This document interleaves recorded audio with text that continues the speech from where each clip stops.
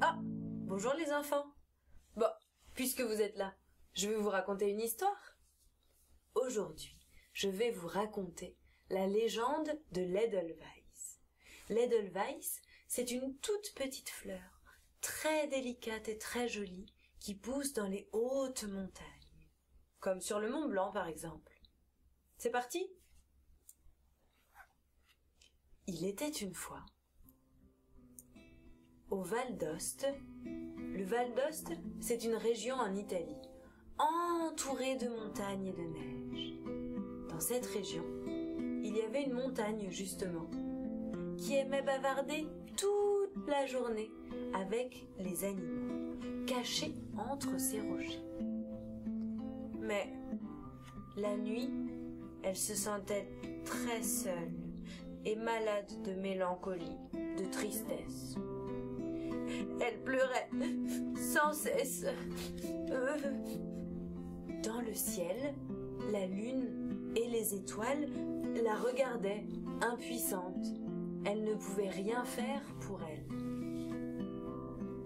Mais une nuit, une toute petite étoile se détacha du firmament. Le firmament, c'est comme la voûte céleste, c'est le ciel recouvert d'étoiles. Donc, cette petite étoile se détacha du firmament et rapidement traversa la voûte céleste, descendit sur terre et se posa sur la montagne. Elle se glissa entre les rochers et s'affaissa sur le sol, entre les énormes crevasses.